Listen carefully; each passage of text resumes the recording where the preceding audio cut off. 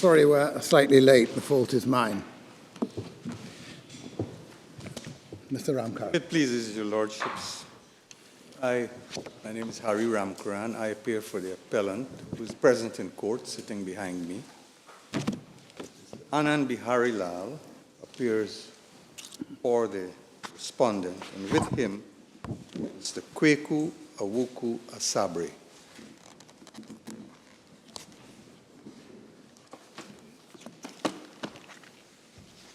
Yep. Lordships, the principal issue in this case turns on whether Salomon and Salomon applies, and whether the facts and inferences fall within the legal principles established in Prest and Petrodel. Your Lordships, 120 years ago, Salomon and Salomon considered whether the veil of incorporation can be lifted if there is a one-man company, or if the company is a mere sham or a front. In the passages that I've cited in my written case, on which I rely, their lordships decidedly rejected these as grounds to pierce the corporate veil. Yet in 2014, the Court of Appeal of Trinidad and Tobago upheld the decision of the High Court to pierce the corporate veil on the same identical grounds, that the company is a one-man show and it's a mere facade.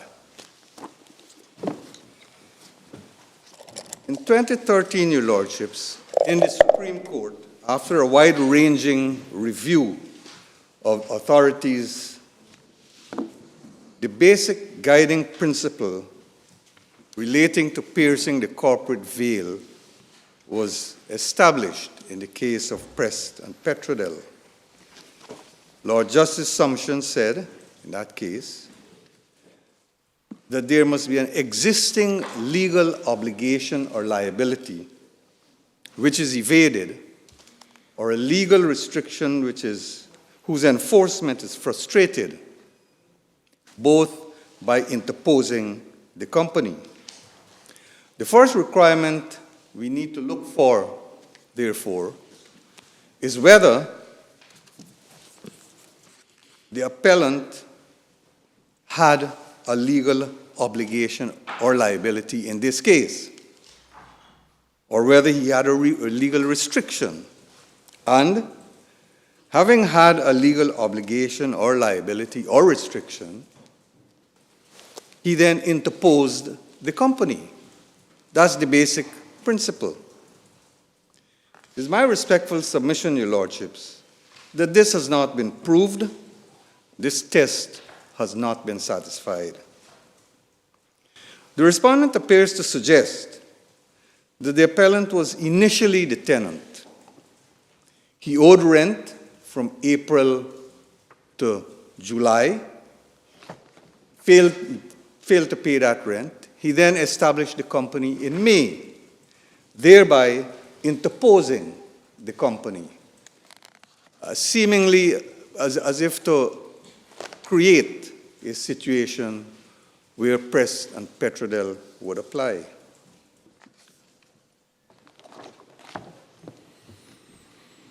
This is what the respondent said, your lordships, at MS page 504. He said, almost immediately, the appellant and or CHL, that's the company, defaulted on the rent and paid none from April to July. Skipping a few lines, goes on to say, further, since there was immediate default on the rent due, this provided a proper basis to conclude CHL was formed solely to evade the appellant's previously agreed obligations, including to pay rent. Your lordships, Prest and Petrodel also presupposes that the effect that presupposes an existing legal obligation in effect, that the appellant is a co-contracting party at the time the cause of action arose. Because there is no other basis on which the court can find the appellant liable unless he is a co-contracting party, and must have been when the cause of action arose. The argument, in my respectful submission, is that the appellant had a legal obligation, is that the appellant had no legal obligation after May the 1st. Such an argument cannot be sustained because on May the 1st, 2002, the company became the tenant under the lease agreement. There is no evidence that the appellant was a co-contracting party either at all. Your case is basically very simple, that the lease, which was signed by both parties, was appreciated by both parties as being granted by the landlord to the company, not to Mr. Persad. Yes? That's correct, Your Lordship. And that was a perfectly open bilateral transaction. Yes. Yes, Your Lordship. And that in the end is the beginning, that in effect is the beginning and the end of your case. The beginning and the end of my case. And also, am I not right that in the law of Trinidad and Tobago, there could be no 5-year lease unless it was incorporated in a deed and registered? Yes, yes. So the only lease contract that we have is the one on MS page 56 and copied elsewhere between the respondent and Chicken Hawaii Trinidad Limited. That's correct, Your Lordship. That's the only evidence. That's the only evidence of an agreement. There is a strain, an effort, a gargantuan effort to construct an agreement prior to the signing of the lease, because the appellant was given possession of the premises in February. He took possession in February. He was granted possession in February, given 2 months rent-free, and it is alleged, not in the, well, it is alleged only in the witness statement that rent was owed from April to July. Yes. And because the assertion is that the appellant took possession in February before the lease was signed, the appellant himself was the tenant. My submission respectfully is that the entire negotiation presupposed that the contract would be reduced in writing. And when it was eventually reduced in writing, the company was the tenant. Yes, because what was agreed, as I understand it, was there would be a 5-year lease, that for 2 years the rent would be X, and then the next 3 years it would be Y. All this was negotiated in advance. So from the start, there was to be a 5-year lease. Yeah. And according to the respondent's own evidence, a draft of the lease naming the company was sent to him 3 months before the lease was signed. Yes, that's correct. That's correct.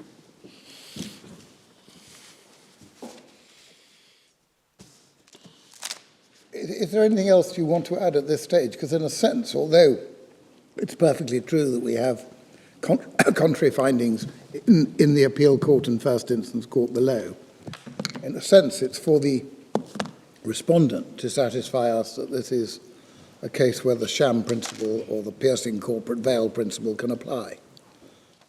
Yes. So unless there's anything you wanted to add specifically to your written case at this stage, or deal with in relation to the respondent's written case, we'd be quite happy. On that aspect, there is a lot that I prepared to say, but on that aspect, there is nothing more that I can usefully add to to the position that your lordship has announced. I just wish to say, however, that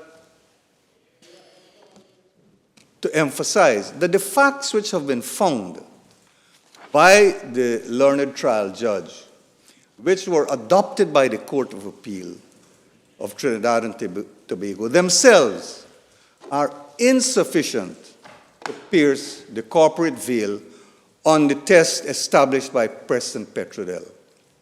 And if you go through the facts individually, two of those facts, important, are that the company is a one-man show, which was rejected 120 years ago. Yes. And the other one, that it was a facade, which was also rejected 120 years ago. So there's no basis in the facts themselves to suggest that the veil should be pierced. And then there's a series of inferences which were drawn from those facts, which appear to have no connection to the facts. It is argued that they do have a very close connection. But when you examine the inferences, which I've set out in detail in my written statement,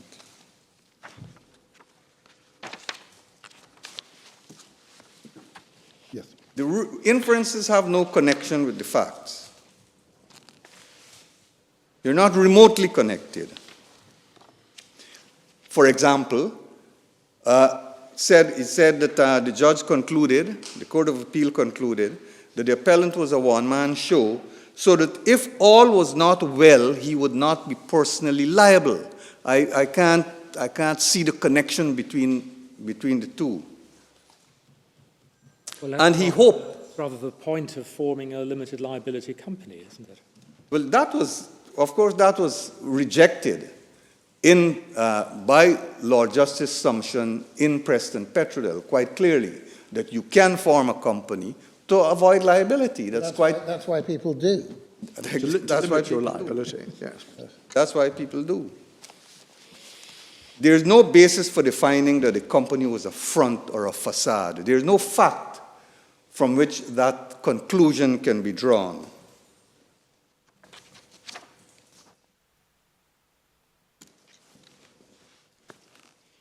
There is no evidence to show that the appellant intended from the outset to use the company to evade or frustrate the legal consequences of his actions. There is no evidence to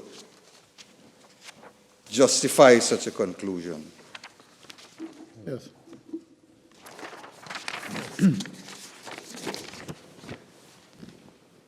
Your Lordship, Lord Newburgh, dealt with the question of facade in the VTB case and suggested that it was not a reason to pierce the corporate veil. The words you used were that it's an illegitimate extension of the circumstances in which the veil can be pierced. And throughout paragraphs 20 to 34 in Pressed against Petrodel, Lord Justice Sumption reviewed a wide range of authorities on the issue of piercing the veil on the basis that the company is a sham, a facade, a structure to avoid or conceal liability. And he concluded that there must be some wrongdoing or impropriety. And the counsel for the respondent, in the arguments, conceded in the Court of Appeal, conceded that there was no fraud, either alleged or proved, and he conceded that there must be impropriety. And these are set out at pages MP 301, MS 301, and MS 308. Right. He said there was no fraud alleged or proved, and he admitted that there must be some impropriety. Yes. Your Lordships, the date of the formation of the company has assumed very large proportions in this case. Yes. And if you will permit me to deal with the application which has been made by my learned friend. Would it be more sensible to let him make the application? Very, very well. Obviously, you can deal with it, but would this be a convenient moment then to hear him on his application and how he establishes that he's entitled to pierce the corporate veil? Well, providing that your Lordships permit me to Of deal course. with the No, question, no, no. if the... Of course. We're very conscious that you've indented for over an hour, and we're cutting you off after about a quarter of an hour, 20 minutes, and if certainly we wouldn't decide anything contrary to your client's interests without making sure that you had an opportunity to make the representations. And we have the benefit of your written case, which we found very helpful, but if that's all right. As your lordship. Thank you very much. Mr. Berrylow. My Lords, we have settled a written application. I don't propose to repeat what is in there. In essence, what has triggered that application, as set out in my instructing attorney's affidavit attached to it, is that now having discovered, late in the day we accept and before the appeal, before the board, that the company was incorporated the day after the lease was signed, that this does have some bearing on this case, in particular the question of the interposition of the company in between the appellant and the respondent.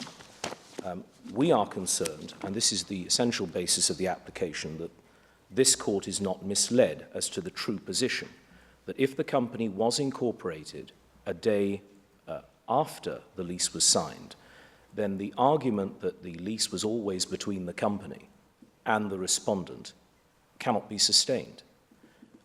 There is provision very similar to the English Companies Act in Section 20 of the Trinidad and Tobago Companies Act that a pre-incorporation contract entered into is enforceable as against the person who entered that contract and not necessarily the company, unless, of course, the company later adopts it.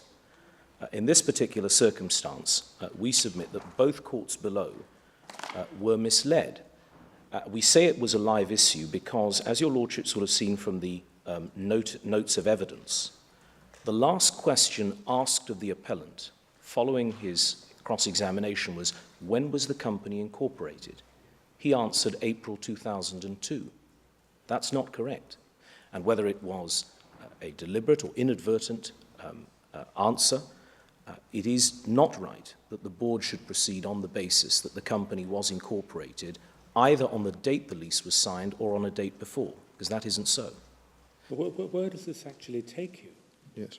I mean, Ms. Das signed the lease, but she's not a party to the proceedings.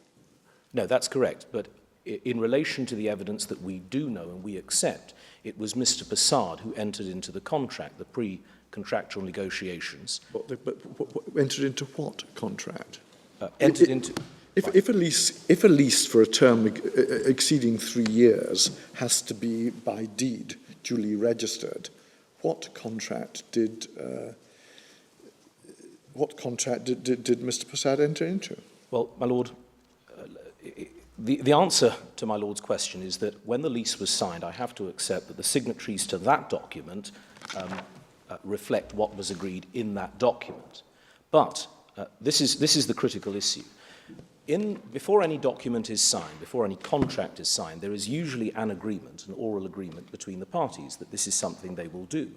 It was expected, and we submit the evidence bears this out, that what was discussed and agreed as between the appellant and the respondent would be reflected in the written document when drawn up. It should not be overlooked that the appellant in this instance is not a mere litigant. He is an attorney. He had acted on behalf of the respondent before. There was an element of trust as between these two individuals. There was no reason for the respondent to have doubted that the appellant in this particular case would have, as it were, interposed a company. Now, I can't go behind what is in black and white in the lease, but what we do submit is that where the respondent, and as I say, this evidence was accepted, proceeded on the basis that the person he was always contracting with was the appellant, the board should be aware that the date this lease was signed, the company simply didn't exist. We've got to unpick that a bit. It's all very well for him to say that he always assumed that Mr. Persad was the tenant, but you judge these things not by what's in people's mind, but what a reasonable person observing them would think. And he knowingly signed a lease granting a tenancy to Mr. Persad. He wasn't bounced into it. He had a draft 3 months before he signed it. So on any sensible view, he clearly thought and believed that he was granting a lease to the company. I mean, one problem for piercing the veil here is all the other cases on piercing the veil involve the individual and the company doing things, the individual controlling the company and doing things. Here you've got a third party involved. You're saying piercing the corporate veil, but are you saying that you were party? That, for instance, if Mr. Persad had gone bankrupt but the company had money, you wouldn't be able to sue the company? Well, my lord, no, and that's why Mr. Singh actually sued both Mr. Persad in his personal capacity and the company. How can you get both? Either you pierce the veil or... There was an attempt to get both in the way the pleadings know. were settled, and, well, my lord, I mean, maybe maybe you can get the best of both worlds, but it's a bit odd if you can get the best of both worlds. I can well see how, in a case where somebody does something naughty with their company to frustrate my rights, I should be able to get both. But here, you were party to the arrangement. My lord, yes. I find it difficult to provide a sound answer to that, but what I was... we are coming back to your application. Yes. I'm sorry, I'm going slightly off message. Do you mind if my note's getting a bit behind, Mr. Beryl? What was the answer to Lord Hodge's question? I may have forgotten. What was Probably did, because I probably interrupted him. What was the contract? It's fundamental to your application, yes, as I understand it, that in advance of the written lease, the landlord had made a contract with Mr. Persad personally. Yes. What for? For the rent of the premises, for the premises. For a 5-year lease? Your Honour, my lord. Don't worry. For a 5-year lease? My lord, the understanding was that it would be for that length of time. How could it? But it would. I'm going to deal with it. In any pre-contractual negotiations, there would have to be some form of agreement as between the parties. There is a requirement, I accept, that it has to be reduced into writing. Well, there isn't necessarily a binding agreement between the parties. And That's that the whole point I accept. about written documents. Absolutely, and it only becomes binding when the written document is drawn up. Usually, there it is, set out for the particular period of time. But in this particular instance, the respondent was led to believe that what would be drawn up would be a contract between he and the appellant, because that was what was agreed prior to signatory. But now, he saw the draft 3 months before he signed it. He did, and signed it and sent it back. And as I say, having given evidence, this having been accepted, he understood that he was doing business with the appellant personally in relation to the rental of the premises. Yes, I accept he signed a document which has the name of a company upon it. But when he was challenged on that, when he was tasked to explain, well, what did you understand you were signing? He made clear, well, I understood I was simply entering into a contract with Dave Persad. Well, this sounds like a subjective theory of contract. If somebody grants a lease to a company, and they're in their right mind, the only reasonable conclusion one could draw, I would have thought, would be that they intended, objectively, must be taken to have intended to grant a lease to the company. In relation to the factual analysis, I accept, of course, that must be a conclusion that can be drawn, and where it is reduced into writing, there is a powerful basis to draw that conclusion. Ordinarily, a judge must look at the written documents in construing any oral evidence, and I accept that as well established. But in dealing with the application, here, if the board were to proceed on the basis that the lease, a valid lease entered into for 5 years, could have been signed before the company was incorporated, that can't be right. The company has to exist, does it not, before the lease can be validly signed. If the lease was signed the day before of incorporation, how can it be said then that the lease is valid in the first place? What about ratification? I mean, aren't you in a problem here? Because if we let in your evidence you want to put in that you could have got before, and indeed you pleaded in your written case, in your pleading, that the defendant is and was at all material times a limited liability company, which on the face of it would suggest at the time of the agreement it was.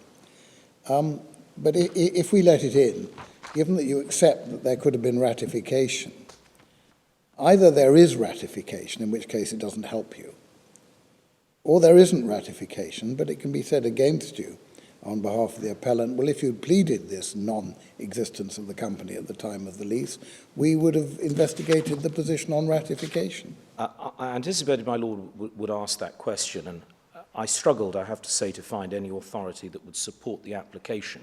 What I was able to come across, and I would like to invite my Lord's attention to it very briefly, is the decision of Wood versus Galings, which is in the court bundle, page 787. 787. Very much.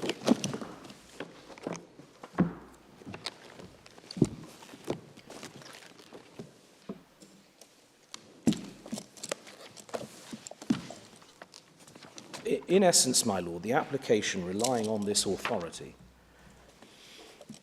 if the board were to be persuaded to proceed on the basis the company existed before the contract was entered into, that would be a false premise.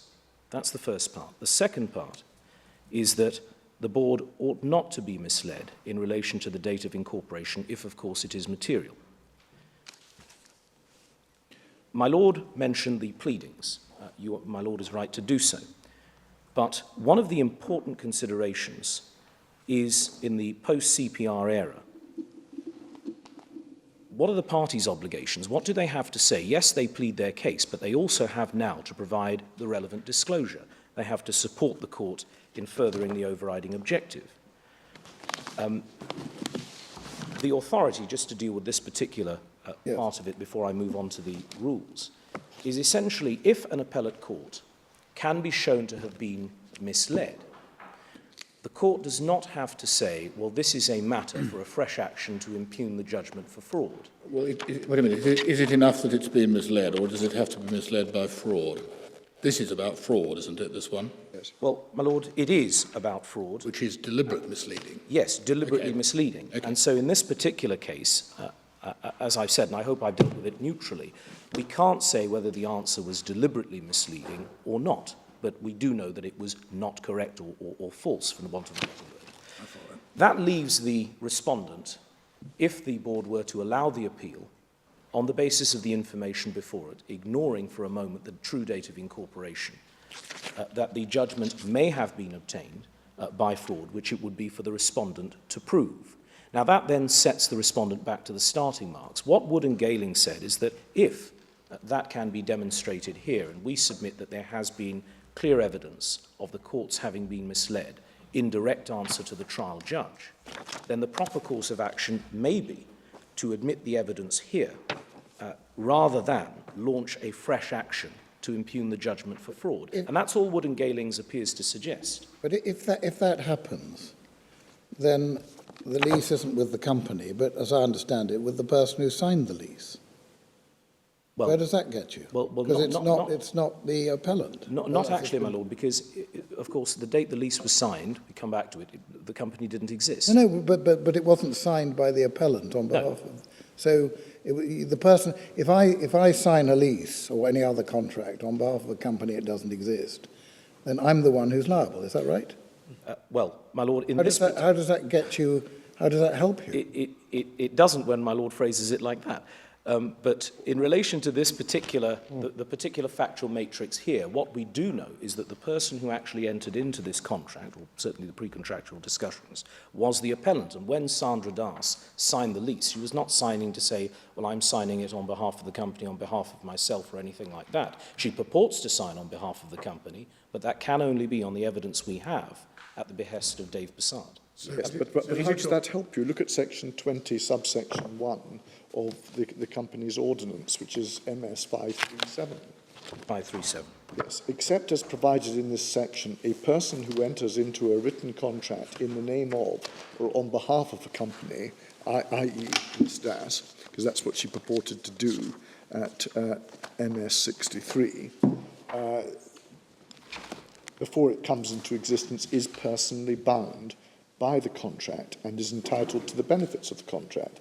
It then deals with ratification, and in subsection 3, it says when a company adopts a contract under subsection 2, the company is bound, and the person, Ms. Das, who purported to act in the name of the company, ceases to be bound, subject to subsection 4, an application under subsection 4, which hasn't been made. Yes. My Lord, we've attempted to deal with that in our written case, effectively to say that when one looks at the wording of section 20, subsection 1, It refers to a person who enters into a written contract.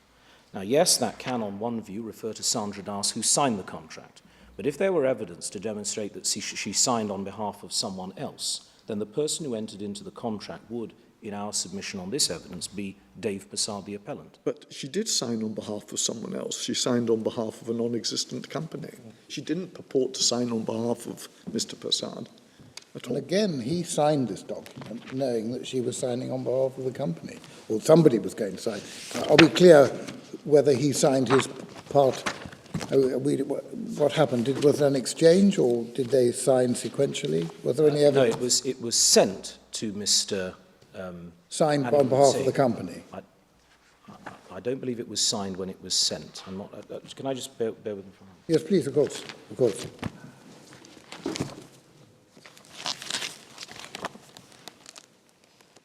He signed it as company secretary. So, It was actually sent signed, but it was only dated by Mr. So he got a copy of it signed by her, and I think she was company secretary. She was the She company purported to be company secretary. It's in the name of the company. It's signed by someone calling herself the company secretary. Yes. See, as I understood something that you said earlier, what you appeared to be saying was really Section 20's got nothing to do with it. There is a prior oral contract between the landlord and Mr. Persad personally for some kind of a lease. Well, Yes. what?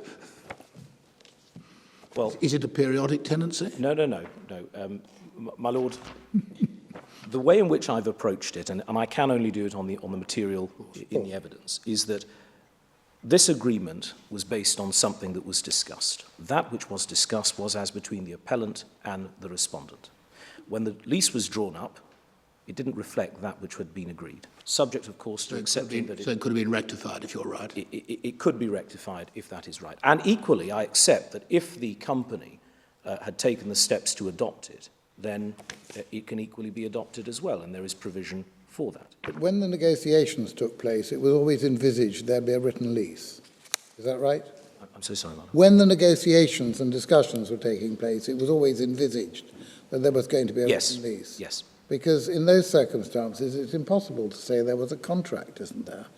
Really, because both parties are envisaging that relationship being governed by a detailed document. Indeed, you, in your statement of claim, you rely on various provisions quite familiar in a lease. But until the lease is signed, there's no normally contractual relationship between the parties. Yes, I accept that. I accept that. My Lord, developing this argument as far as I can, I won't trouble my Lords too No, don't further worry, along. don't worry. Just in relation to the pleaded case, it was alleged that the appellant was acting either on his own or as agent for the company. That was the 19th of April. The amended defence and counterclaim accepted that he was acting as agent for the company, but then denied he was acting on his own. What point are we talking about? Sorry, I'm sorry to interrupt. This is in relation to the pleadings. No, at what point are we saying he acted as agent? Clearly, he didn't act as agent when he signed the lease, because he didn't sign the lease. So he was acting as agent when negotiating. The way in which the appellant pleaded his case is that he was acting as agent at all material times for the company, and that is the way in which he advanced it. But what we submit is of significance and may well provide a basis to admit this certificate, certainly the date of incorporation now, is that on the 21st of May, the High Court ordered standard disclosure. Ordinarily, in the list of documents, you would find certainly the certificate of incorporation. In this particular instance, the certificate of incorporation was not disclosed. Now, I accept, because my Lords may put this question to me, that one may be able to independently obtain the certificate of incorporation, and that is exactly what's happened subsequently. But in the cards on the table approach under the civil proceedings rules, the operative rule, is not to be overlooked. And that is set out, my Lords, bear with me for a moment, in... What issue would this go to in the pleadings? Sorry, if you want to find that. It's page 555, tab 5 of the authorities bundle. Yes, I see. Duty of disclosure. And it's Rule 28.4. Yes, I see. And it's very straightforward, where it is relevant to an issue in the case. What issue was it relevant? What issue, as pleaded, was it relevant? This would have been relevant to the pleaded issue that Dave Persad was acting on his own. Well, can you show me, sorry, where the issue in the pleadings? If my Lord pleading, turns to page 8 of the record, Yeah, and there.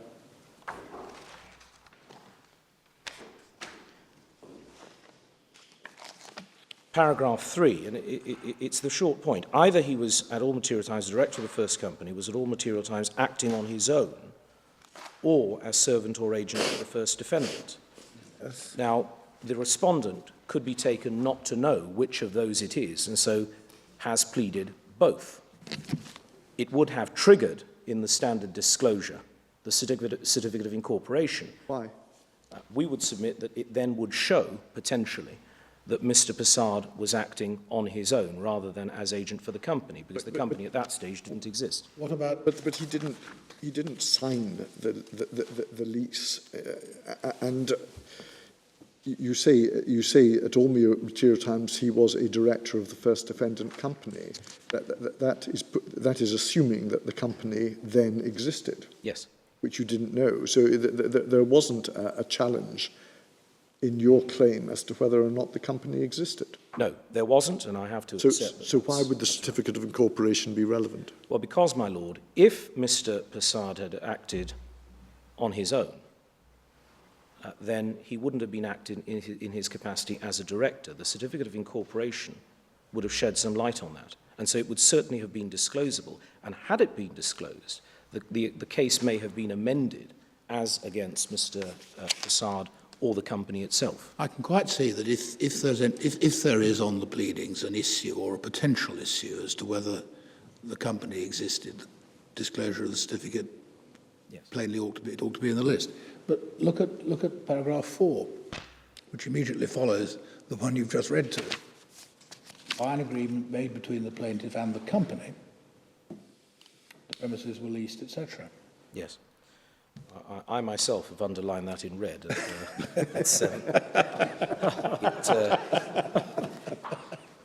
Well, it always takes me a rather long time to get there. No, not at all. But, my Lord, I have to accept that the way in which the case was pleaded did not reflect, well, we are now saying that this company saying does it not couldn't exist. because it's a surprise. Because it was but a surprise. But the moment we're on whether, as it was pleaded, it generated a duty to disclose the certificate. I mean, if you were, to be unkind, on the basis of the pleaded case, the amended statement of claim, on what basis was Mr. Persad said to be liable? I mean, where does one find an allegation which can, other than in paragraph 3, which raises the argument that he was liable? Well, my Lord, the way in which the only way, in fact, I can answer that is when my Lords look at the later part of the pleading. Yes. No distinction is drawn as between the first and second defendant. It simply says the defendants. Right. And so on that basis, one could say, I mean, there are certain references, but as an example, paragraph 13, the defendants. Yes, I see that. Because of that, the appellant himself was alive to the probability or possibility that he could be personally liable. You say that, and I see that that's true of paragraph 13, yes, which is an allegation of breaking something. But look at 11. Sorry, beg your pardon. But look at 16. 10. And look at 16.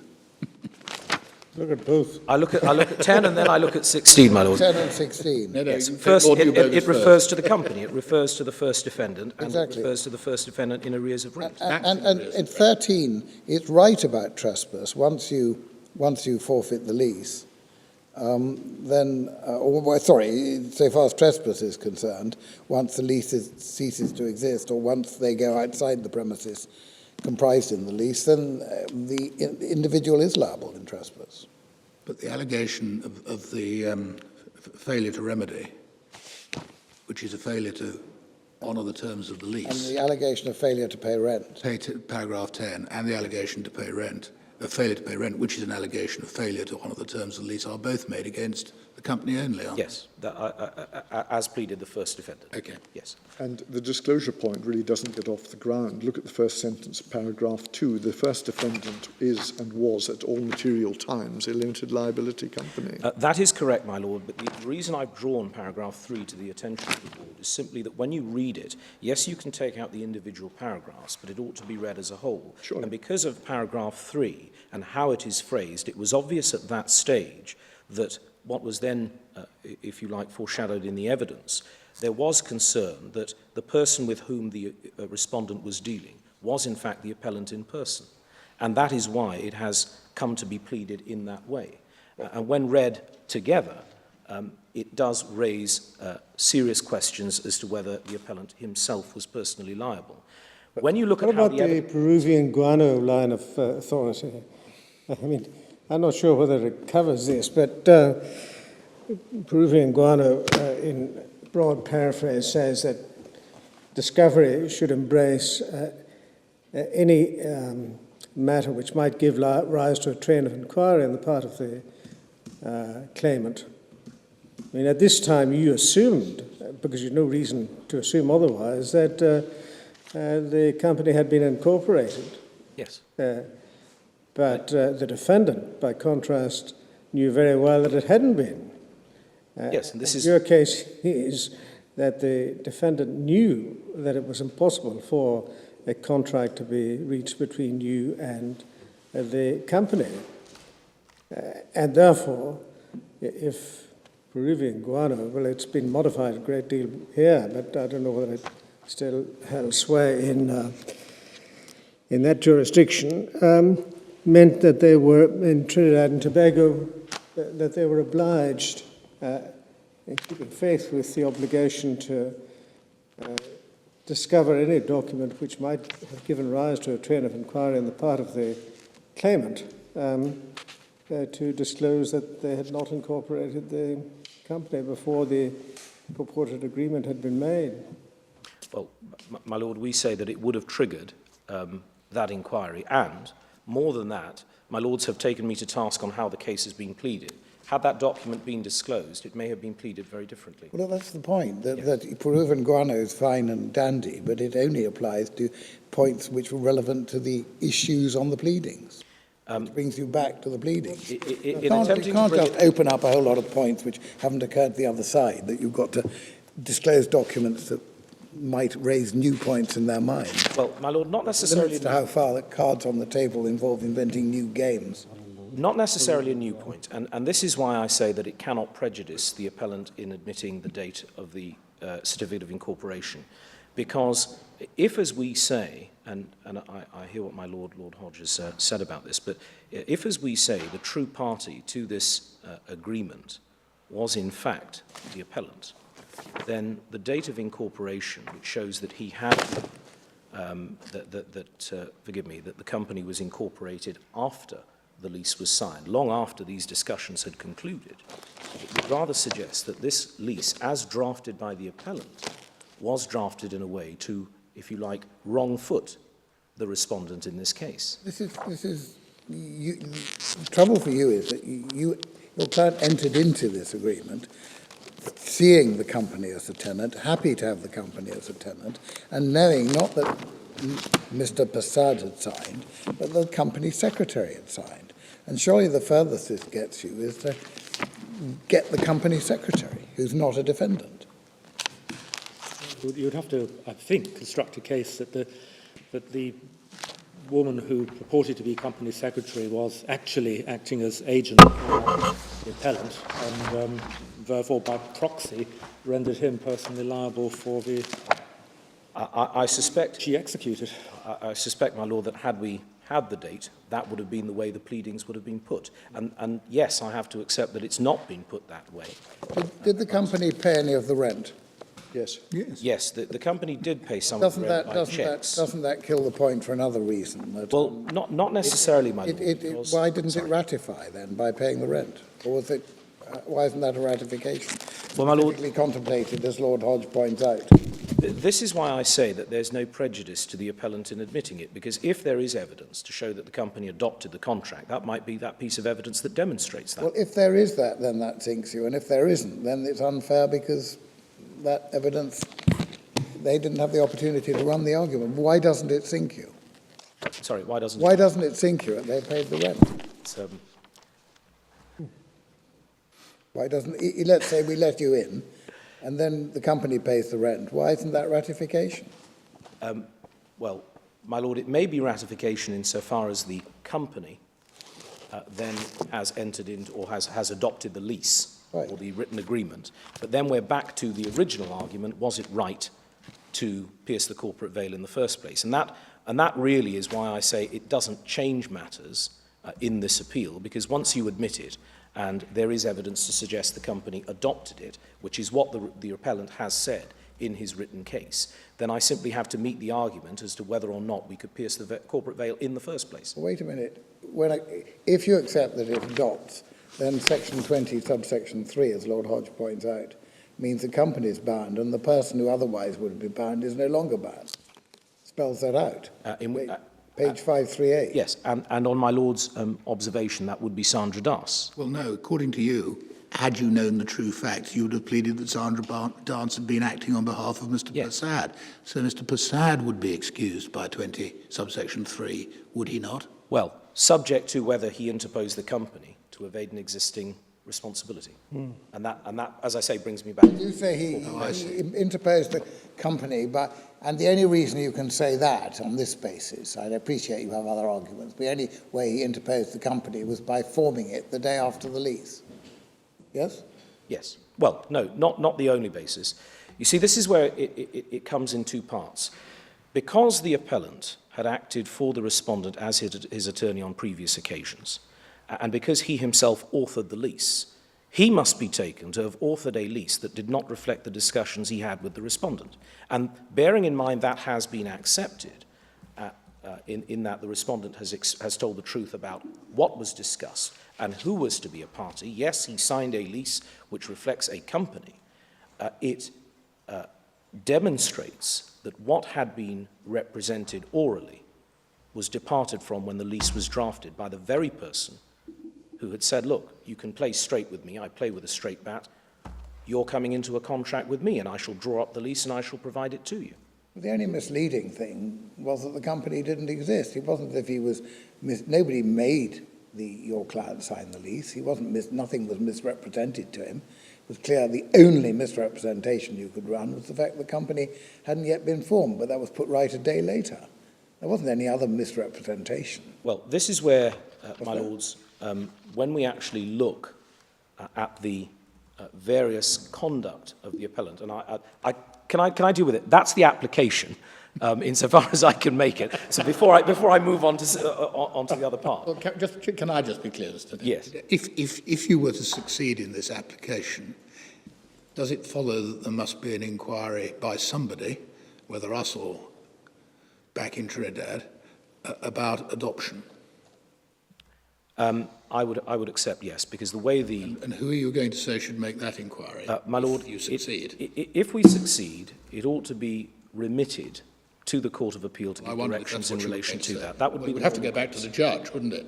Because it would be a matter of evidence. Yes. Yes? Yes. But you are accepting, I take it, that rental payments were made by the company, and on the documentation there is evidence that the company borrowed large sums of money, much greater than the rental payments, in order to run the business from the premises. That's where there is a...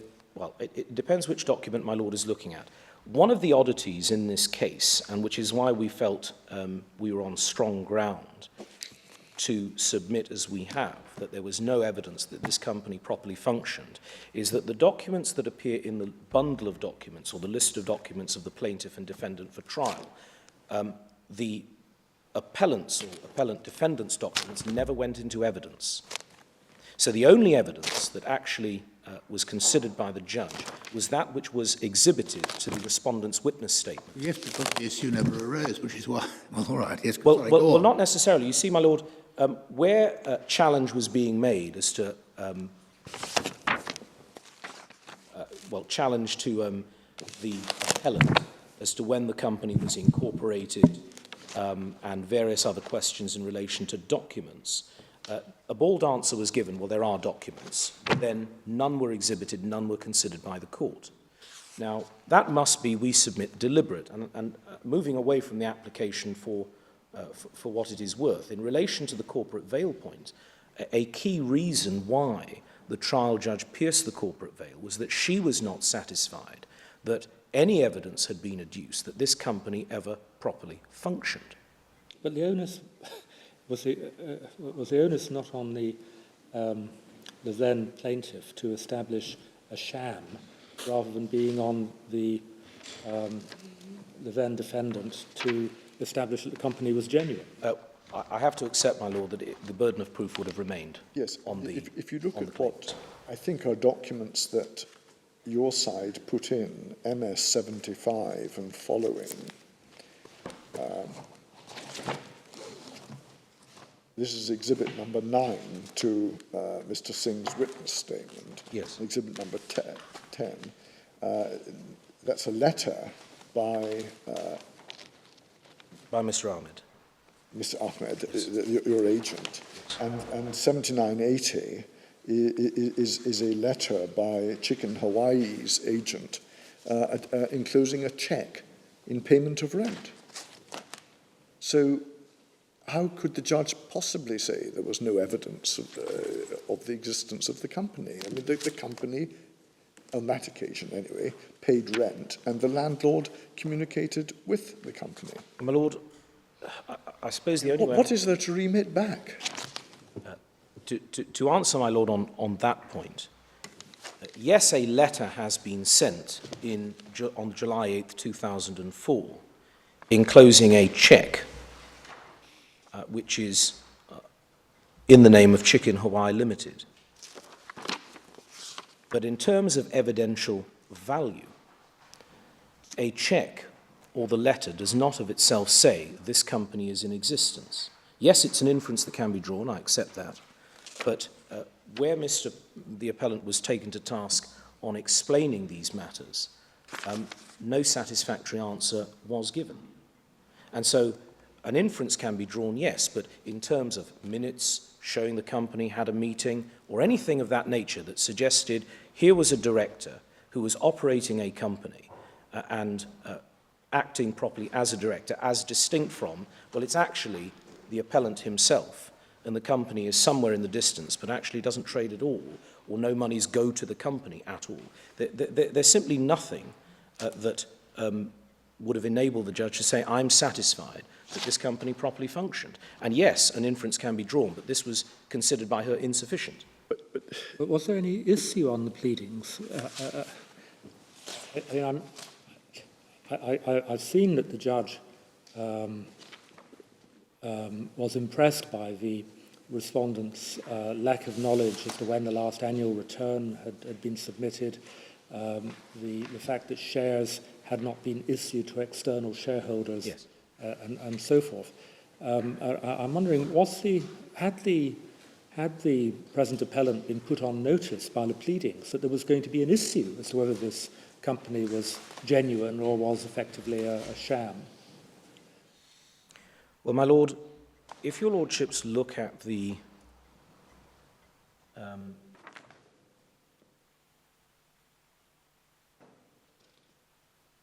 it's page 157 of the record.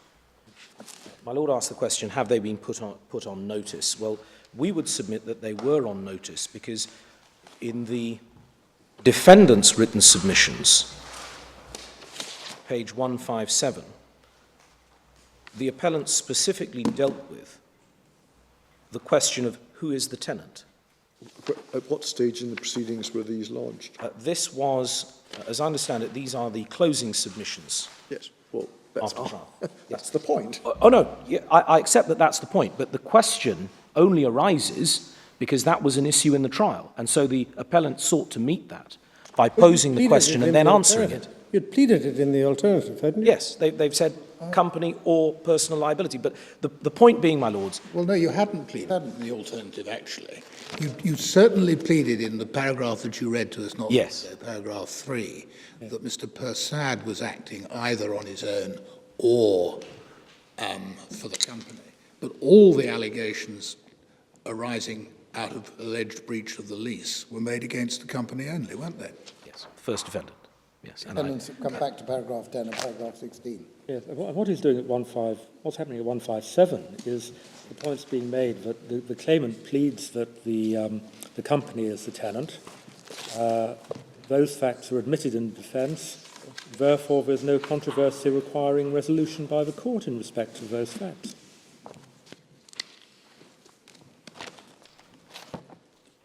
So it's saying there is no issue on the pleadings about this.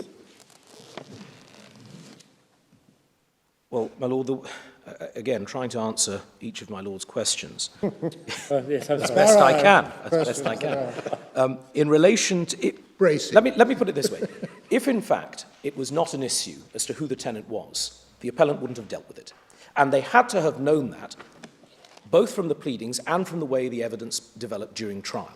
And so when they settled their closing submission, they sought to answer the question. And in seeking to answer the question, they set out in various ways why it was the company that was the tenant and not Mr. Persad personally. So the 157, these are the defendant's submissions, are they? Yes, the appellant defendant. Defendant's case, yes. And if my lords then turn over... We've got reply submissions on behalf of the claimant. Yes. Yes. There were no claimant submissions prior to that. Is that right? No, the... Fine. Okay, it's just replies. These are just well, That's fine. That's fine. I use the phrase closing submissions. I've checked. The position was there was no action, there was no further hearing where oral submissions were developed. These written submissions were settled and judgment was then given thereafter. So that's how these come to be. But when my lords look at the reply Yes. to those closing submissions, Yes. Where do we find this issue? and Sort of not really touched on in paragraph 3. yes, it's page 168 Thank of the record. you. Yes. The law. In fact, if I could take my lords to page 159 first. 159. What? Sorry. Yes. 159, paragraph 3. It's paragraph 3 and the bundle, MS page 162. So he was acting as servant and or agent of the first defendant. And the specific point that's developed in this paragraph,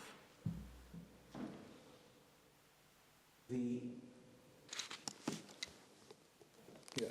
We can see what it says. In paragraph 1, we have the first defendant being the tenant. Paragraph 2, the first defendant being a limited liability company. And the second, paragraph 3, and following on. again, in reply to the issue which we say arose in the pleadings and arose on the evidence, the respondent himself is saying, in relation to acting on his own, it's simply met with a bare denial. Yes. Now, Well, you say in paragraph 3, there is no evidence in his witness statement showing why he was not acting on his own. yes, So plainly it was an issue as to whether he was acting. Oh, it was by then, yes. well, my lord say it was by then, but as I There's say, a these are closing continuing submissions. obligation of discovery throughout But it goes a little further than that. If my lords go on, because And by then it was certainly relevant as to whether or not the company had been incorporated before the... Except that you come back to the problem of ratification. Yeah, well, the ratification certainly doesn't extinguish the obligation in relation to discovery. No. I mean, ratification may be a defence, but it's certainly there is an obligation of discovery if, this clearly shows, it was an issue as to whether he was acting on his own. I mean, I can't see, for my part, how he could avoid the obligation to discover documents which showed that at the time of the contract, the company was not incorporated. I gratefully adopt my Lord Kerr's observation. But going further, if I may, just looking at the way in which it was developed later on in the respondent, claimant's submission, if my Lords turn to... Was there any amendment to claim? No, there was not. In fact, the document my Lords have in relation to the statement of case, that is an amended statement of case to reflect various changes at the beginning of the proceedings, and so certain things... So there was never any claim for the rent from in the pleading ever against the appellant?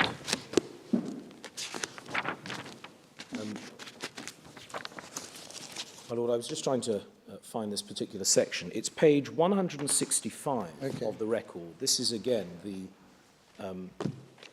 respondent's submission. Is that MS 168? MS 165. 165, thank you. Where the respondent deals with the plaintiff's case.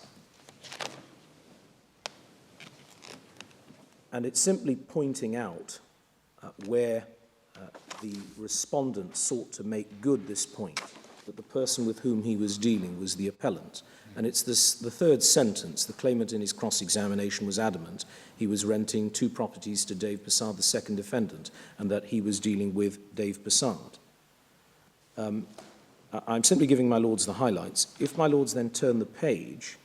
I'm sorry, Sorry. 162, I don't see the passage you're reading out. 165. Oh, so MS page 165. 165. Oh, yes, I got one. Sorry. Oh, yes, I see. Thank you. Thank you. Just a little bit further up the page, we're told that with respect to the release claimed by the plaintiff, the claim for arrears of rent has been admitted. The second defendant, that's Mr. Persad, no, I'm sorry, the second defendant is... Second defendant is the appellant in this case. Yeah. Has admitted that they remained in possession 11th Paid of rent. August 2004 to 2005. What remains to be determined is a claim for damages. Yes. So, okay. This is referred to, my Lord, I think, just to put it in context, a notice to quit was issued against both parties, and then after that, when they had not vacated, both were in occupation of the premises, and that's how this came to be developed. Is there an appeal in relation to the mean profit by Ms. Persad? I don't think so, no. At the moment, it's because No, the grounds of appeal are crystallised purely on the piercing the corporate veil. yes, but I mean, my point is they don't need to. You need to pierce the corporate veil to recover sums under the lease. You don't need to recover. You don't need to pierce the corporate veil to recover damages for trespass. No, because he remained in occupation Right. after the lease ended. Yes, that's correct. That's a purely tortious claim. Yeah, Yes. nothing to do with the lease. And just dealing with the again the issue that arose in relation to the corporate veil, page 168, and I'm referring to the MS pages. Right, that's 165 MS 1. 165 MS 168. Yep, thank you. Middle of the page. And again, I don't need to read it out. It's under the heading defendant's case, and the point is made that the second defendant, although acting, alleging he's acting as servant or agent, the point is live in relation to whether he's acting on his own or not, and so it is answered in the written submission. And then if my Lords look a little later on, and this is extracted from the notes of evidence, which looking at this, it's unnecessary But to... how does it help if he was acting on his own? You've still got the lease. I mean, what does acting on his own mean? Acting on his own in what connection? He didn't sign the lease. No, What's but acting for his own, what's that mean? the way in which it was put is that Mr. Persad, the appellant, was acting effectively as the tenant. That's what is being argued here. No, but it says acting as his own, but a servant or agent of the first defendant. That isn't, I'm not quite sure what it means. Well, Initially, my lord, I had the same reaction when I read it, but what I understand it to mean is that they were asserting, as firmly as they could on the evidence that had come out, that it was the appellant who was responsible on his own. For what? Well, my lord, in relation to that which was not admitted, his obligations under the lease to pay rent, which... You haven't even alleged he was liable for rent in the statement of claim. Well, do we find in these, I'm awfully sorry if these No, it's things, all right. don't worry, it's how it works. So once you've dealt with one, somebody else will pop up from the other end. But do we find in these closing submissions, which, as you say, were the total of the arguments, because there weren't oral ones, do we find the piercing of the corporate veil point? no, it's not expressly dealt with. Well, it's not even inferentially dealt with, is it? It is not. Not so much as a whiff of it. It is not. Right. I accept that, but in addition, my lord, I can also, well, I say this, but I say it very respectfully to the courts below. It wasn't indicated that this was the thinking of the trial judge, and so no one dealt with it in that way. No one had the opportunity. It's not a criticism. No, well, it's not, you've got to deal with the case as we do, as it is. It's not your fault. Anyway, here we have why or how he was not acting on his own, whatever that means. Essentially. And then you were, I'm sorry, I interrupted you, and then Lord Hughes had a question. You were going on, I think. I'm sorry. Is there anything else in this? No, my lord. I simply wanted to point out that insofar as the question was asked, was it dealt with in relation to whether he was acting on his own, submissions were directed to that in reply to the appellant's submissions where he said, well, who is the tenant? And I answer it, I'm not the tenant, the company is. And that's what all of this was directed to. And where, do we see anything else to suggest that Mr. Persad, rather than the company, should be liable in these submissions, other than the passages you've taken us to? Well, my lord, yes, in the sense of the way in which the issues for determination were phrased. This is, my lord's, page MS 170. Thank you. And it's paragraph A.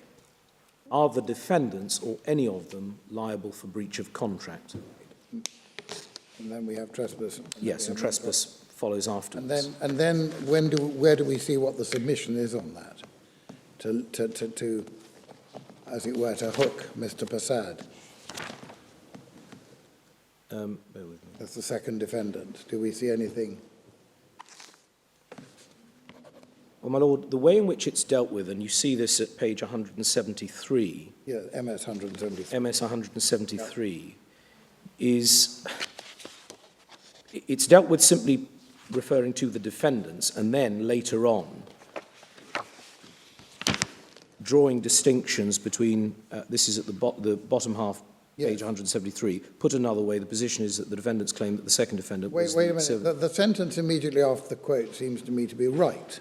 Submitted with respect from time and tendency was determined by a valid notice to quit proceeding. Both defendants became trespassers, and as such both liable for damages, subject to hearing from the appellants. That seems to me to be right. Put another way, this is how it's put, isn't it? This is what you're going to draw attention to. Second defendant was the servant or agent with respect to the entering in of the agreement.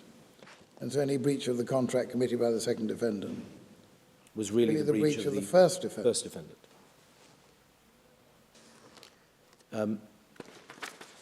My lord, it's a little difficult to navigate because... Well, is that saying what on the face of it, that seems to be saying any breach by Mr. Persad is the liability of the company. Because the company is the first defendant, yes. And the plaintiff, on the other hand, and this is where your case, I think this is your case coming up now, alleging the second defendant acted as servant or agent also on his own. And then goes on, even assuming but not admitting second defendant was acting as... But that again is dealing with mean profits. Yes. But this is all seems to be dealing with trespass. I think the short answer, my lord, is where you ask the question, how does it tie to the appellant? That's the best I can provide on the submission in the High Court. You've only got the material that's available. It's not your fault. Well, all the bases had to be covered, I dare say, at that stage. Because one couldn't anticipate what the findings would be. But essentially, your case comes down to the proposition that Mr. Persad conducted all the negotiations. He was someone who was very well acquainted with the appellant. With the respondent. He reached an agreement, and then he thought he'd cover his back by creating a company that would make him immune from liability. He failed to observe the contractual arrangements that he had essentially agreed with the respondent. Yes, and that is how we set it out in our written case. Placed that in front of the respondent, and the respondent went along with it. Well, that's the issue. Well, my lord, can I deal with? I'm sorry. The respondent is a businessman with a Master's of Business Administration degree, so he knew he was signing a contract with a limited company. My lord, I mean, can one argue otherwise? well, one can, because yes, he had the Master of Business Administration degree, yes, and yes, he has accepted that he understands certain concepts. But if you are going to take someone to task on whether the qualification equips them to understand in the context of this case what he was signing and with whom, that has to be expressly put, and that wasn't. And that wasn't explained. That wasn't put. So you can't assume just because, for example, someone has an LLB degree that they will know necessarily how the English legal system works or various others.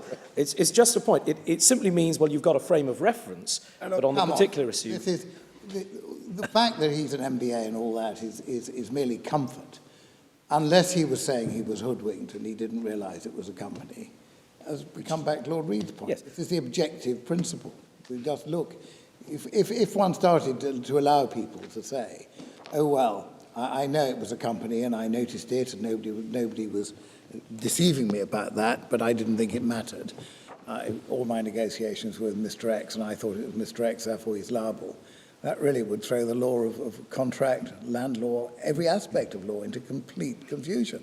You could well, change the personality you contract with simply by saying that's what I thought. Well, my lord, I will probably end up saying, well, that's what the respondent thought. But before I get there, what may be helpful to look at is the respondent's case, where what I've tried to do is extract from the evidence all of the relevant averments of why the respondent acted the way he did, and that he did. If my lords turn to page 498 of the bundle, MS 498, and it's the respondent's case, page 11.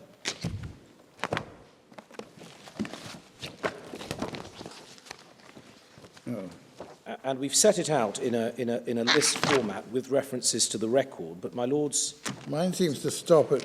Oh, wait, maybe it's separate. This is the written case. This is the written case, sorry. Paragraph 29 onwards. Paragraph 11 onwards. 11, thank you. 11. Oh, sorry. That's a very helpful way to do it. Oh, yes, got it.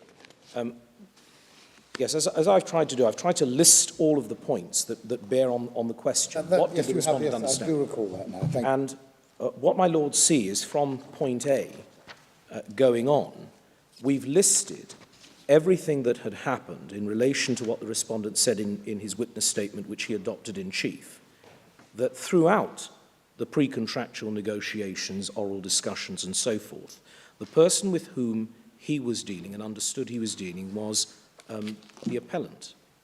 Later on... Where do we come to the point that... Because A, B and C deal with the lease.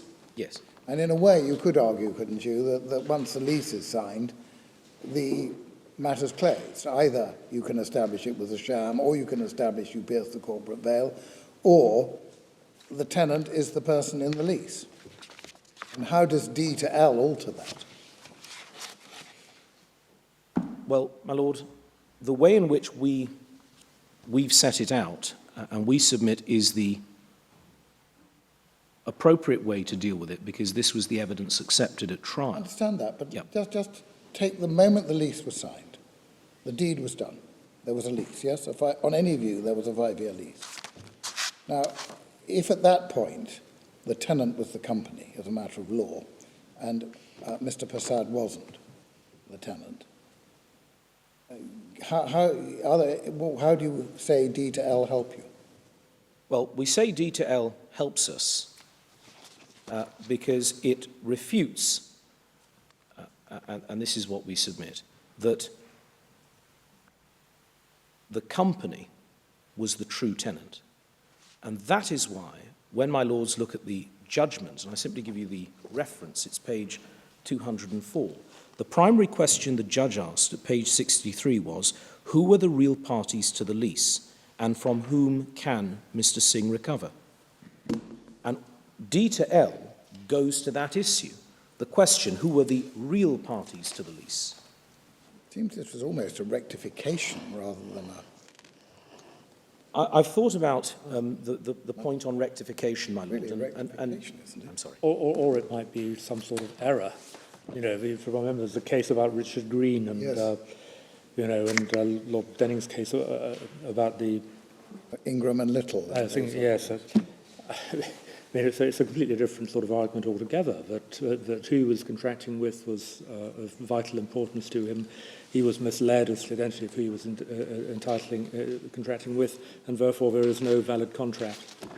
He's entitled to rescind us. My lord, I'm just receiving an instruction. May I turn my back for a Of course you may.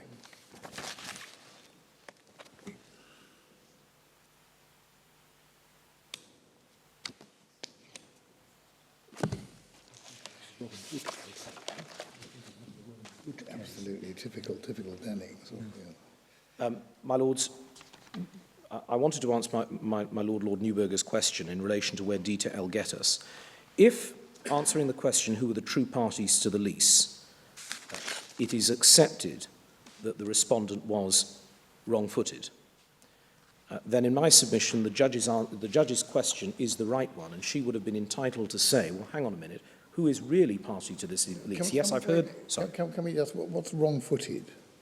Well, in relation to interposing the company. What do you mean? As the tenant. What do you mean by wrong-footed? Well, do you mean what I mean by... do you mean he made a mistake, or didn't notice, or was misled? No, we submit he was misled. By whom? By the appellant. How? By having had discussions where the tenant was to be the appellant by name, and then drafting a lease that doesn't reflect that, and doing it when the respondent is in another country, no explanation, no note, simply, here it is, signed. This is a different case. I mean, you're saying there is a misrepresentation, which presumably the argument is that in some way affects the validity of the lease. It is what I'm submitting, my lords. How can that be a misrepresentation if he's presented with the lease, with the name of the company, 3 months ahead? He sees it, realizes it's the company, and then signs it. What's a misrepresentation? There's no evidence as to what was going on in the 3 months. It may have been it was put to one side. It may have been it was studied avidly. My answer to my lord's question is that if you are construing the oral evidence in accordance with the documentation, it's still open to a judge to say, well, I've looked at the written document, and yes, I do see that it has the company name. But when I look at the arrangements as between these two individuals, the commercial arrangements and the discussions, it's clear that the lease did not reflect that which was agreed. And the question then arises, is it open to the judge to have come to that conclusion? The answer we would submit is yes. In English law, there's a rule of rectification. Rectification normally only is granted when both parties make the mistake. But there is an exceptional sort of case where the unilateral mistake is made, provided that one party, A, makes a mistake, and the other party either was responsible for the mistake or knew perfectly well that the mistaken party was making a mistake. Now, in this case, how on earth can you say that Mr. Persad realized or appreciated or was in any way responsible for your mistake? He produces the lease with the name and signed. You notice the name and still sign it. I'm grappling with what misrepresentation or mistake there could be. Well, my lord... Other than the mistake of law, that for some reason he thought he was still contracting with Mr. Persad. Well, my lord,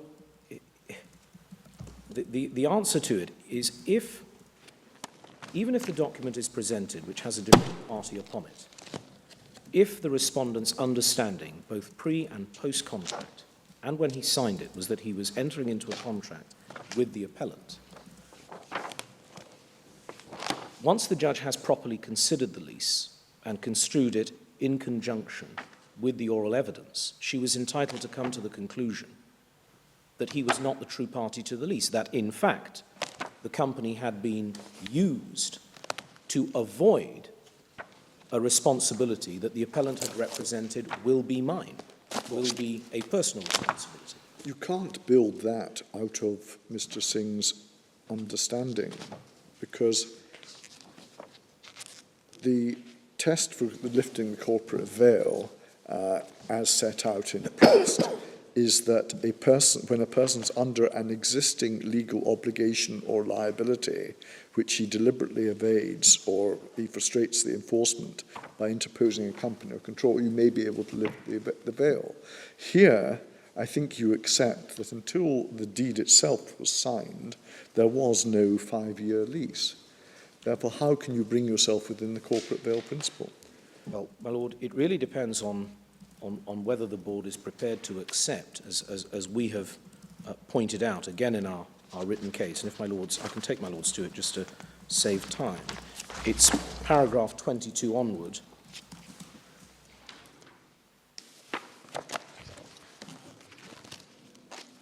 And I'll try and deal with my Lord Hodges' question in this way. If it's accepted that the lease was orally agreed, as between the respondent and the appellant personally, and it's accepted that when the lease was drawn up in writing, that the appellant unilaterally substituted a new tenant, didn't explain it, and relied on the trust, if you like, of the respondent because of their previous association and relationship, then the board can conclude, as the judge and the Court of Appeal concluded, that the respondent was misled. Well, have we got a finding to that effect?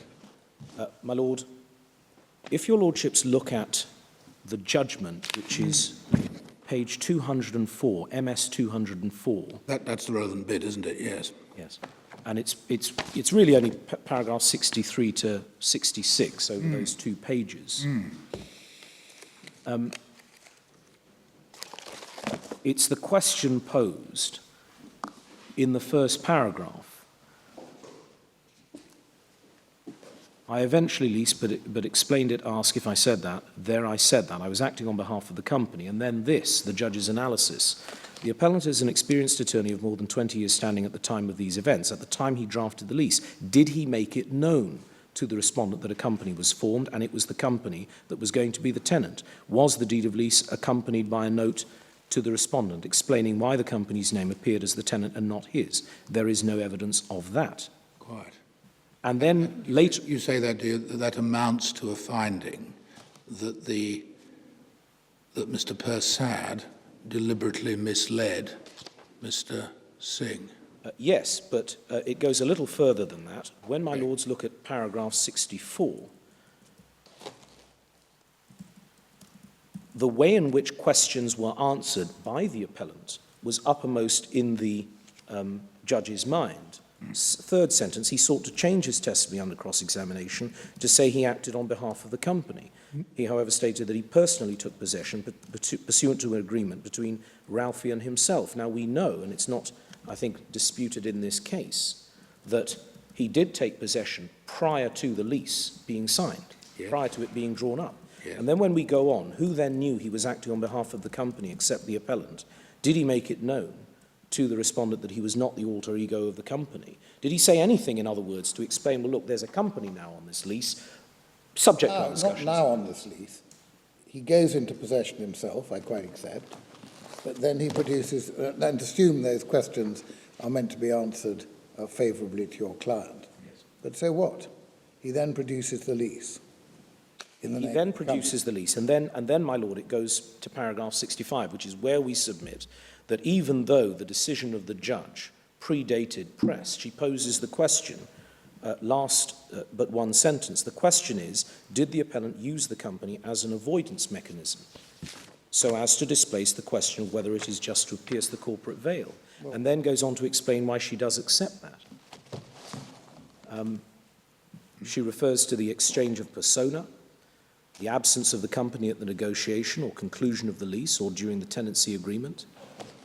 So what do you mean by that latter point? The absence of the company at the conclusion of the lease? I mean, the lease was signed by the company's seal and by someone purporting to be company secretary. Well, I was simply reading out what the judge has said, but I think I've accepted that the lease was signed Yes. on the But that doesn't amount to a misrepresentation. There's nothing here amounting to a misrepresentation. Well, my lord, we would submit it does, because when you look at the test to be applied, was there an existing obligation? The appellant negotiates the lease, takes occupation, and then unilaterally substitutes somebody else into the contract. Before the unilateral substitute, what was the nature of the appellant's legal obligation? Let's focus firmly on that. If any party to a contract is going to say, I'm going to amend what has been agreed, there would be some obligation to tell the other side, look, this is what I'm going to do. Yeah, understand that if your client had said, I didn't notice, I was taken, now you pointed out, fair enough. But he did. He put the name of the company in. It was open to your client to say, well, I'm sorry, negotiation with you, you're the tenant. My lord, I accept And to say that he was bounced into it when it took him 3 months to consider it, and when he noticed the identity of the tenant, the fact that it may have been unattractive to have a go at avoiding personal liability by putting in the company doesn't get you anywhere unless there's some wrongdoing that the law would recognise as wrongdoing or inappropriate activity. My lord, if the submission I make is not accepted, then I can't persuade my lords that the law has been breached in this instance. But the best I can do, and I do, is rely on the evidence that came out, which was effectively to say, well, if there was a misleading or a misrepresentation or using the company as an avoidance mechanism, then that must arise where someone who has, shall we say, more authority in the bargaining world than another individual. I am an attorney. I know what is going to be involved here. I know what a limited company will do. And I also know, as my Lord Newberger observed, that once I put the company in there, it means my liability is limited, or it's limited to that of the company. But in this particular instance, if you are going to do that against the particular factual matrix of this case, where the appellant and the respondent were known to each other, where the appellant was an attorney, and where there was that relationship of trust, and I use that word because it arises in the evidence, then it is misleading, and it is being used as an avoidance mechanism. Right. My lord, I could go on, but I won't. I think it's only fair. A lot of questions have been put to you. So if you want a minute or two just to consider it, you shouldn't feel embarrassed about asking, because you've dealt with our questions Again, with great good humour. May I turn my back for a moment? No, please take all the time you need.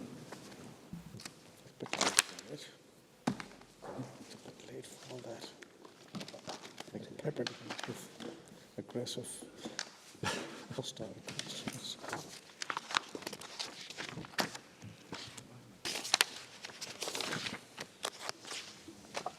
Yes. Which should do, yeah. Should we run? We ought to hear. I don't know if he's having a go on the mean profits, damages and trespass or whatever. He's entitled to, I think. But consult. More English view. He's entitled to damages and trespass.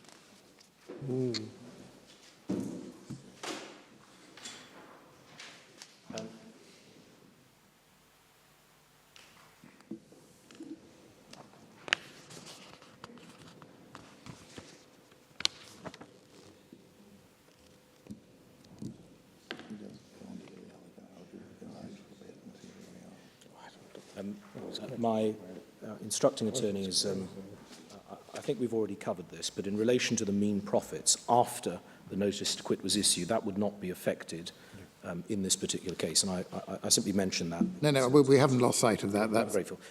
My Lord, one other matter, I'm grateful to my learned junior. It's an additional point, but it may be one worthy of consideration in the pre-contractual position. A number of refurbishments were undertaken, as my Lords may have seen from the evidence, of the premises. All of these refurbishments were undertaken when the appellant went into possession, and this was prior to the lease being signed. It may be an additional evidential basis to say that when he took possession and when he carried out that refurbishment for the purposes of setting up whatever business he did, he was doing it prior to incorporation. I suppose the unkind person might say that gave your client a particularly good opportunity of strong bargaining position to say, you spent all this money, I'm not granting the lease to your company, I'm only granting it to you. And it would have given Mr. Persad a difficulty in not agreeing to take the lease or agreeing to guarantee it. My Lords, the respondent actually, to an extent, deals with that point because he accepts that he consented to him going into occupation earlier and that there was going to be a discount, if you like, in rent because he was going to carry out this work. Right. So, and I emphasize this point on behalf of my lay client, he, as it were, played with a straight bat. He understood that this was the position and he proceeded on the basis of what had been discussed, irrespective, as my Lords know, of what he eventually signed. My Lords, one matter that may be of some assistance, and in looking for cases which are comparable, and I don't think my Lords need turn it up, but it's referred to in a number of the authorities, and it's the case of Jones versus Lipman. Oh yes, well that's And my Lords will remember one that... of the well-known... Yes, very, very well known, and in that case, the contract was agreed between the appellant and respondent personally.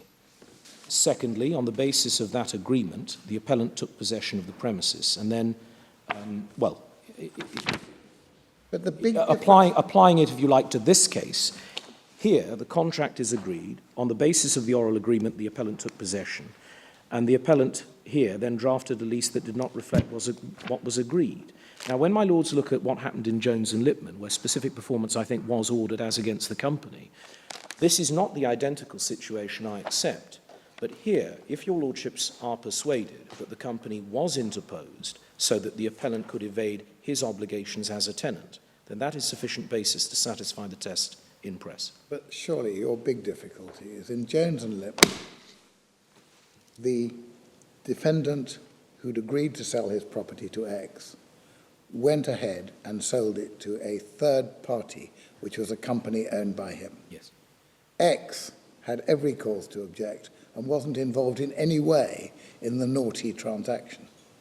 In this case, the naughty transaction of imposing the company was something which could only be done with X agreeing. X, the very person who complains about it, agreed to it happening because he entered into the lease. It's miles away from Jones and Lipman. It is factually miles away, I accept that. But this is why I say what was operative in Jones and Lipman was a deception. And if my Lords accept that the respondent was deceived, it is only then that there may be a comparison to justify piercing the corporate veil. However, I accept it, as I hope I've done during the course of argument. If it's not accepted the respondent was misled, then it would fall that the appeal would have to be allowed. Very much. Can I assist my Lords further? No, you've dealt with our questions very capably. Thank you very much. Thank you very much. I think, Mr. Ramkaran, first of all, is there any defence, even if you succeed on the corporate veil point, does your client have any defence to the claim for mean profits for trespass?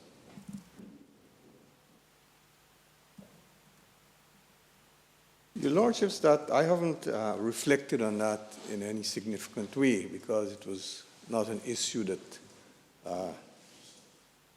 I thought was relevant. But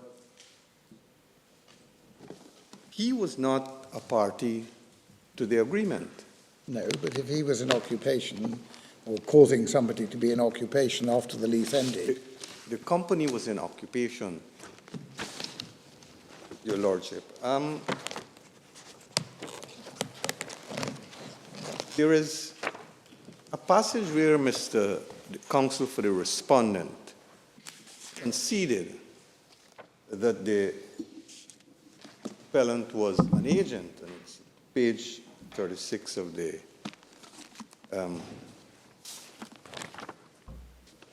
MS page 316 of the Court of Appeal record, where he said,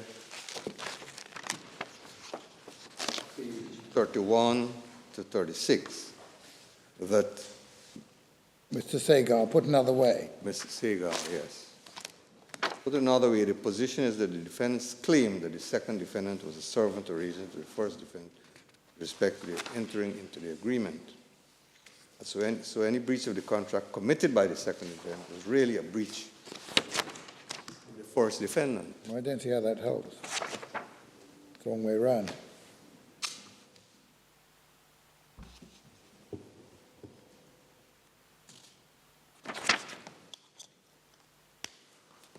I mean, your only appeal is on the piercing the corporate veil point. And at the moment, from speaking for myself, I don't see how it helps you on the trespass claim.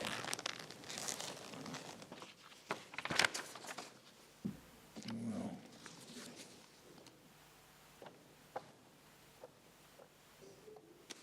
it helps you on the failure to deliver up possession, but there's also damage for claim from trespass.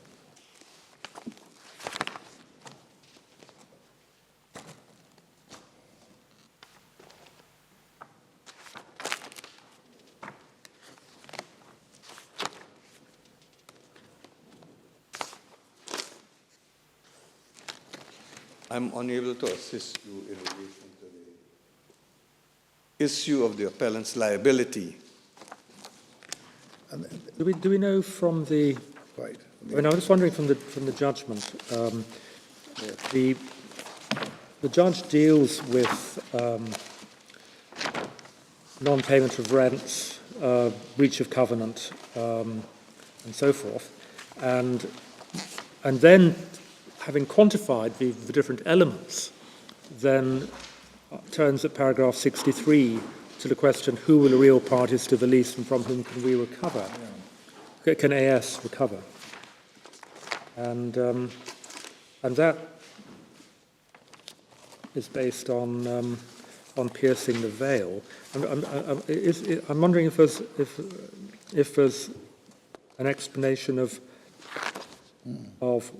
the basis of any basis other than piercing the veil on which the appellant was found liable for the mean profits. There was the argument in the Court of Appeal, Your Lordships, that he was a joint tortfeasor, the lease having brought to an end. Yes. That he was joint tortfeasor. Yes, I'm wondering if the judge answer, reached a decision on that. The answer to that, Your Lordships, was that he was an agent of the company, that the company was the responsible, and that he was merely an agent of the company. That's how I understand the argument proceeded.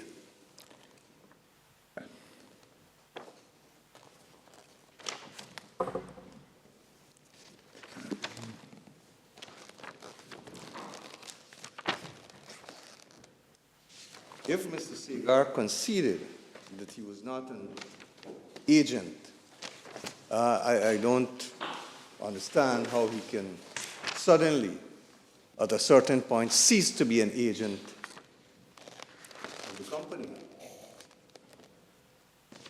But the trial judge didn't address the matter in that way, as Lord Reid says. The trial judge seems to have held at 66, paragraph 66, that the company and the corporator were one and the same, and therefore Mr. Persad was liable for any company defaults.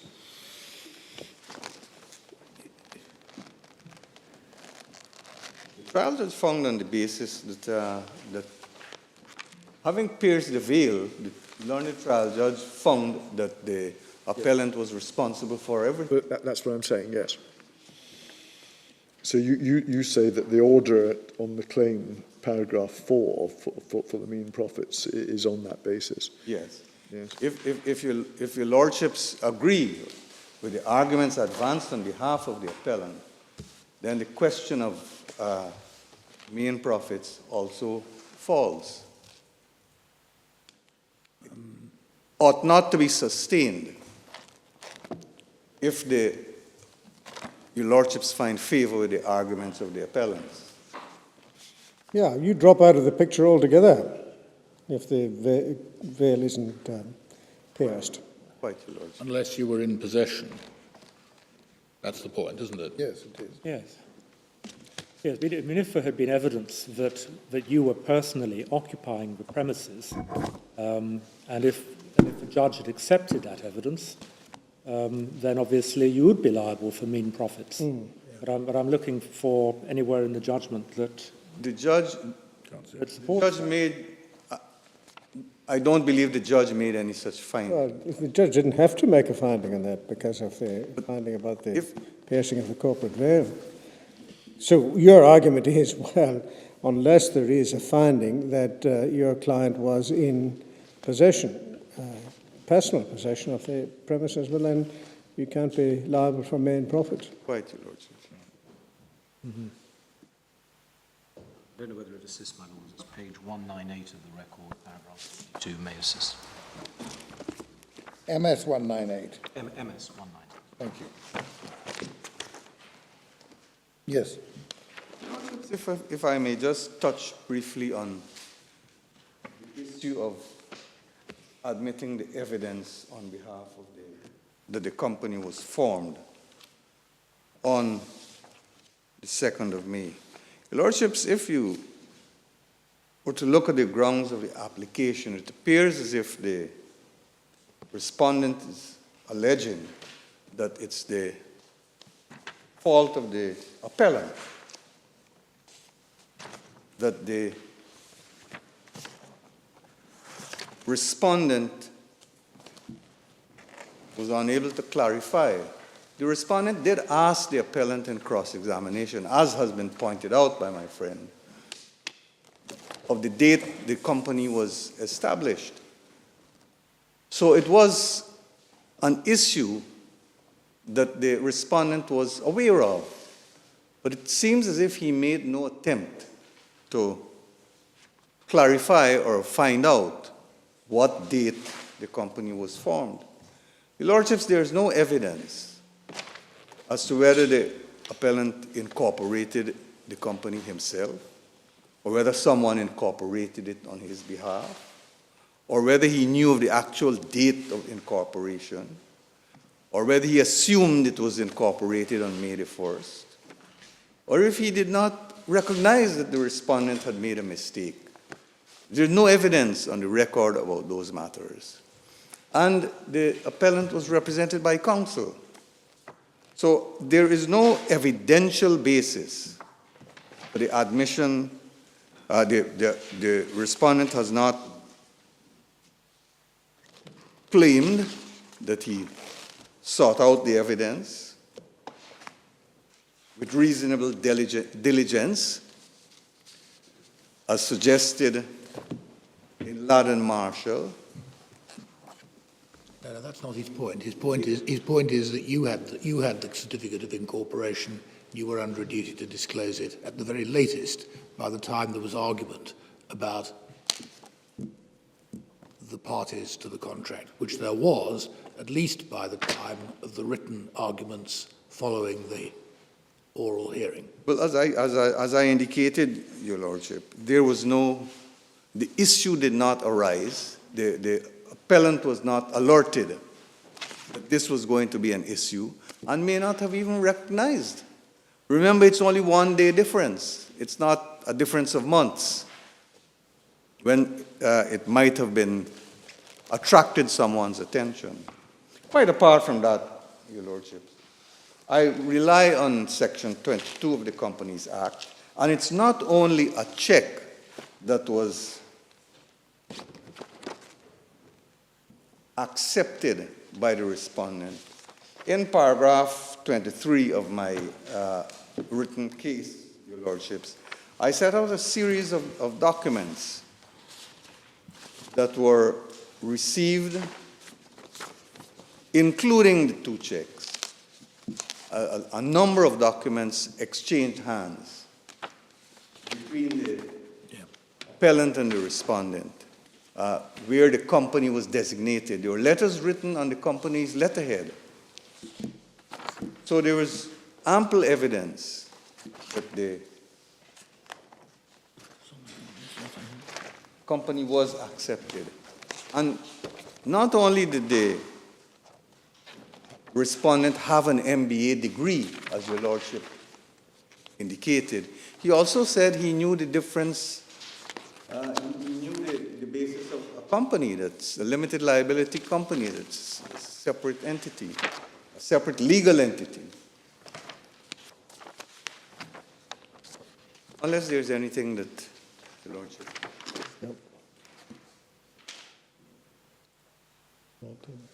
No, I'm just looking at the evidence, sorry. I'm just looking to see whether there's any evidence about who was in occupation between the time the notice expired and in August 2004.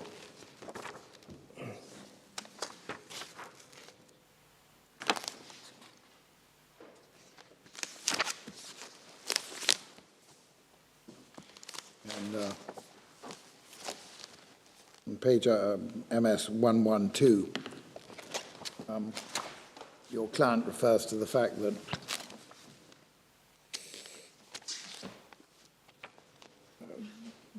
he appears to have been at the premises in June 2005, if one looks at page 112. But to be fair, it's not clear whether he called there or whether he was in occupation. That's your client's evidence.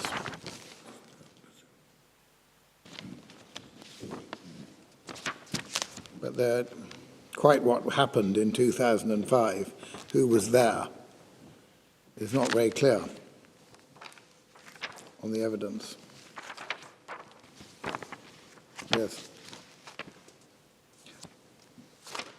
Very well. Is there anything else you wanted to say about either the mean profits or the question of the failure to give disclosure of the certificate of incorporation? No. In addition to what I've already said, Your Lordship.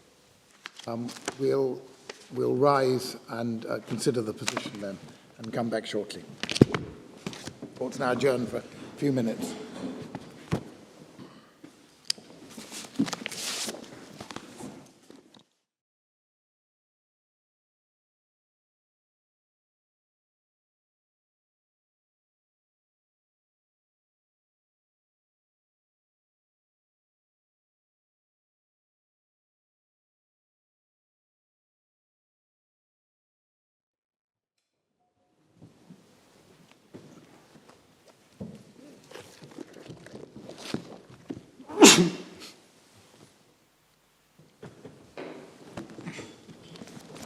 Mr. Baharilal, on the, if we are with you on the piercing the corporate veil point, then this becomes academic. If we're against you, then the mean profits issue, oblique trespass, becomes relevant.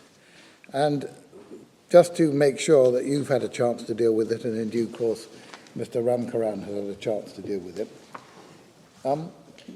can I put this to you? On the face of it, the way the judge has approached it is, well, on the face of it, you can analyse the liability after the lease comes to an end as failure to deliver up possession, mean profits, damages for trespass. It can have a number of characterizations. But if we were to find that the lease was validly granted to the company, and when it came to an end, there has to, when it comes to an end, insofar as possession wasn't handed back, at the moment it seems to us that it would be necessary to find some specific evidence to show that Mr. Persad was in occupation for his own benefit or in some way in possession, in order for him to be personally liable in trespass. Yes. First of all, I don't know if you accept that, and secondly, I don't know if there's any evidence you can draw to our attention which assists you on that point. Could I just have a moment? Of course you can, yes.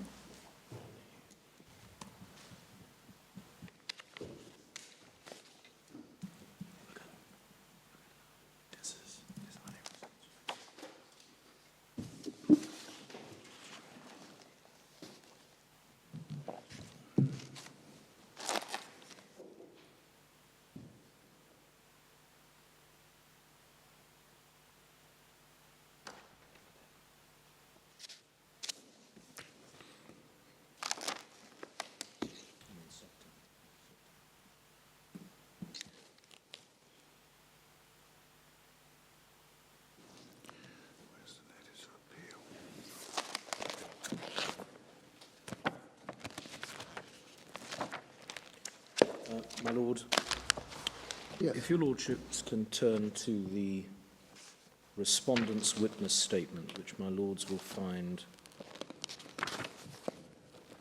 at page 35, MS page 35. MS page 35, yeah. And then turn to page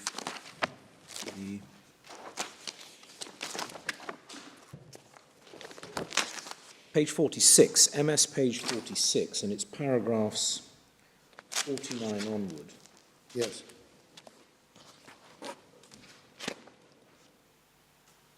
August 2004 to September Yeah, 2004. that's the period, yeah. Yes, and then, if my Lords go a little further, Yes. The defendants were still occupying the Yes. premises. and what we would submit, my Lords, is that whereas the bailiff came to represent both Dave Persad and Chicken Hawaii, and as I understand it, there was the issue of whether it was lawful or not subletting. None of this can be attributed purely to the company. Once the notice to quit had ended, those who were in occupation would owe a liability in tort if they are there as trespassers. So Was he cross-examined on what's in paragraph 52? what Lordships, bear with me for a moment. Sorry, this is digging rather deep into fact that maybe you weren't expecting us to go into. It's,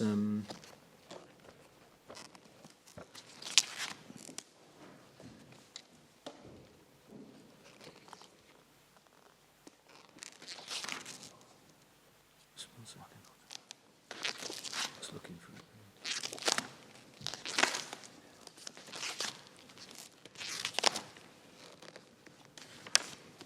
I'm just being assisted, my Lords. It's page 10 of 27, which is page 218, MS 218. Thank you.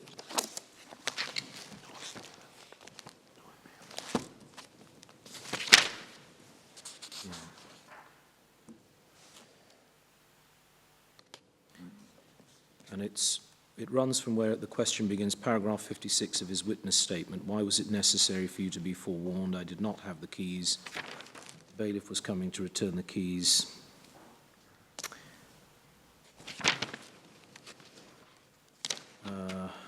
This is Mr. Singh, is it? Giving up. Yes, this is Mr. Singh's, the conclusion of Mr. Thank you.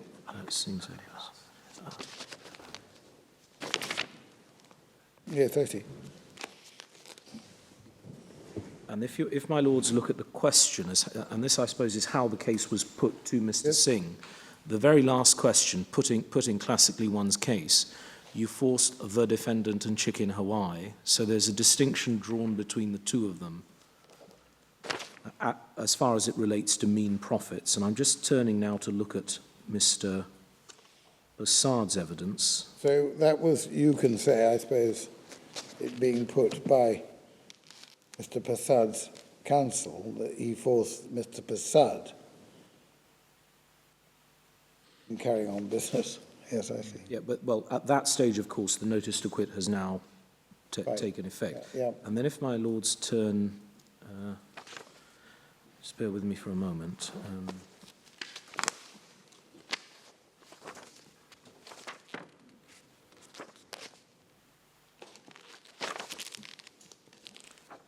I recall seeing reference to an office for his practice as an attorney, but I'm What are you looking for? looking for Mr. Persad's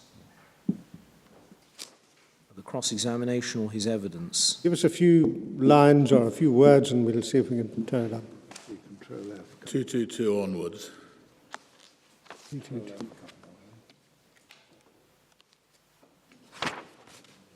My Lord, the President is brilliant at spelling. There are too many attorneys.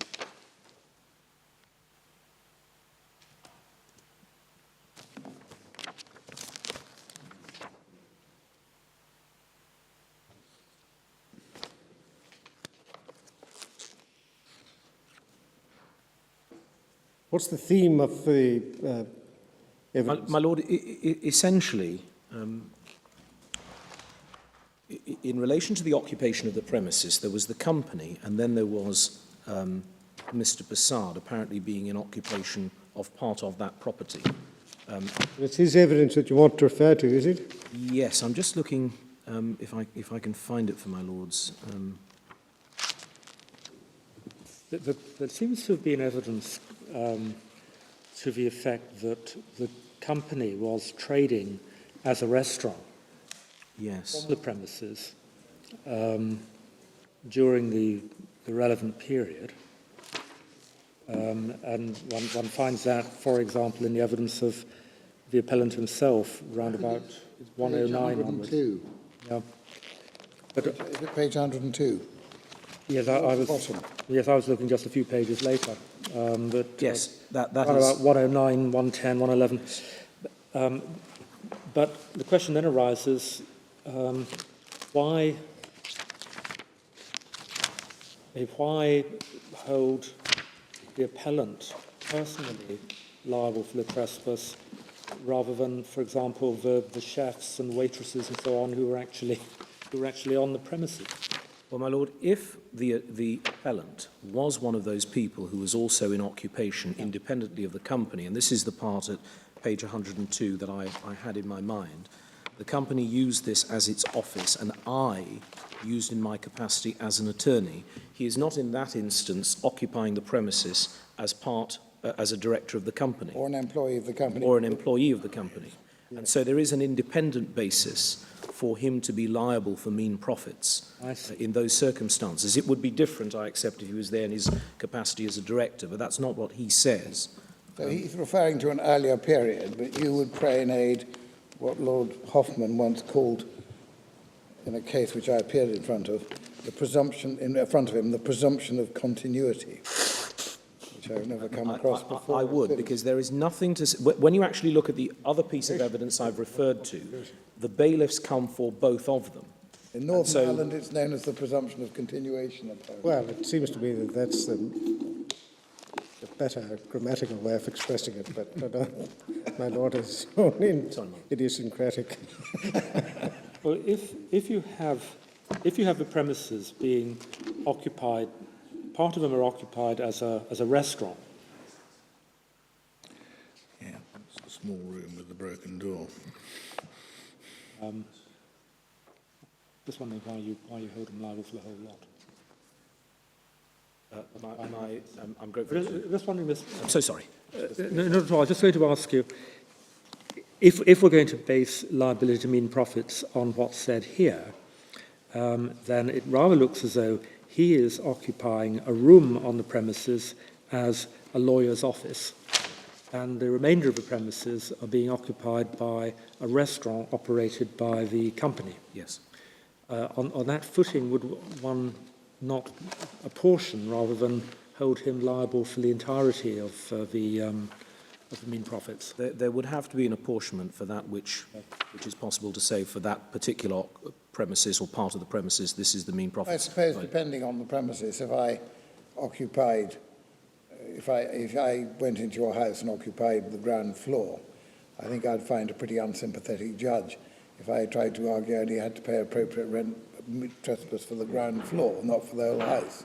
We don't know much about these premises. We don't, my lord. But It's on the not other been- hand, Lord Reid can perfectly fairly say it's pretty apparent that they're separate premises here in terms of part being occupiable as a solicitor's or attorney's office.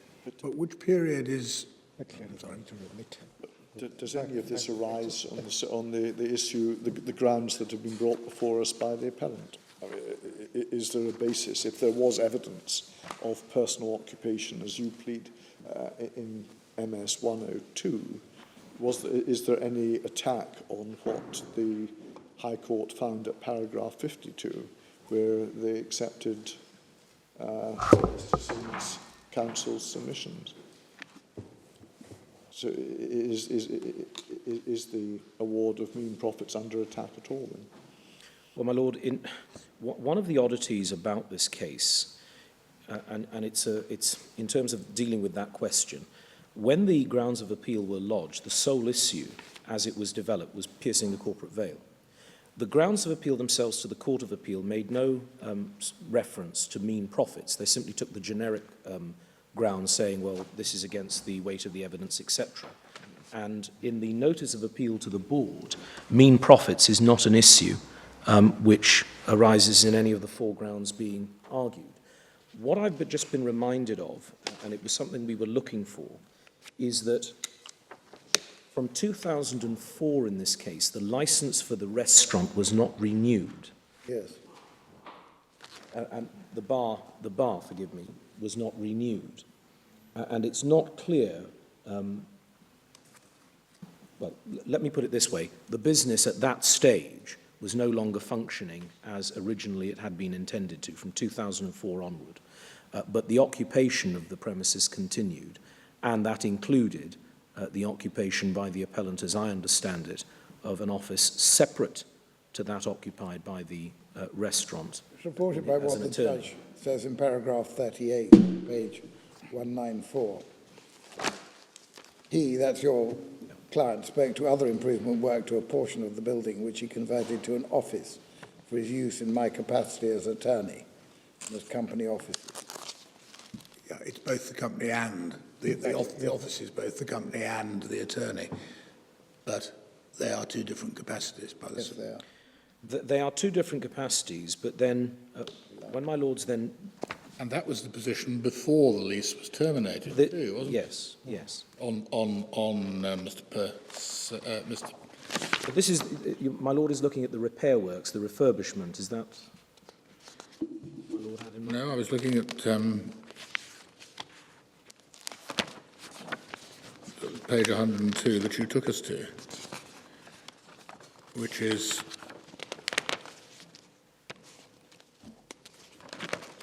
Mr. Persad's evidence. This is, yes, this is his witness statement. Company spent Yeah. approximately There was a 75,000. small enclosed room. Ballroom. 10 The feet company used it as its office. Well, that's occupation by the company. And I used it as my attorney's office, and that's occupation by me. Share this office. On the face of it, one might say joint and several liability. I was going to address that, my lord, because the way in which it's phrased is that he's there in his capacity as a director and in his capacity as an attorney. But once there is a different user in relation to the occupation, then you can't say, well, look, because I happen to be here as a director, but I'm also using it for work other than I've agreed in the lease, which is deemed to be valid. He shouldn't be able to evade mean profits where he's held over after the notice has been Thinking served. about earlier than mean profits, was there a covenant against subletting? Sorry, was there? Was there a There covenant? was. Or parting with possession? Yes. I suppose he probably hasn't parted, the company hasn't parted with possession. It doesn't really help. There's no direct claim by the, No, okay. during the lease. There's no direct claim. That's very well. Anything else? on that? No, my lord. I'm sorry I didn't have all of that at my fingertips. Not at If all. there is anything that arises just on that discrete point, may I put it in writing? If there's- required. If If required. required, we'll ask you, and then you may. Yes. Thank you. Thank you very much. Is there anything you wanted to add on that, Mr. Ramkaran? Just to say, Your Lordship, the appellant did say that rent was tendered and was received in cross-examination. So Thank there you. is that evidence. Thank you. Thank you very much. Well, we're grateful to you both for your submissions. Mr. Ramkaran for the concise way you put your submissions, Mr. Bahari Lal with the well-tempered and clear way you dealt with a lot of questions. Thank you very much. And we will, the board will take their time to consider their judgment in this matter. Thank you very, very much indeed. Court's now adjourned.